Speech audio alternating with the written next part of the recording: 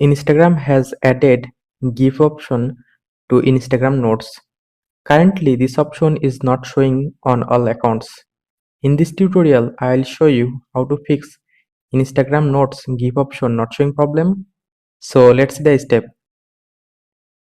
First of all, you need to update your Instagram apps. So go to Play Store and then tap on Search app. Now search Instagram. From here, update your Instagram apps. I have already updated my Instagram apps. After completing update process, now open Instagram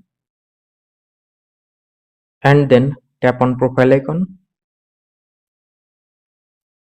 Now tap on three line icon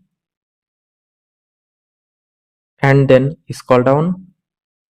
Now go to help option, tap on help option. Now tap on report a problem. Again tap on report problem. Now tap on include and continue.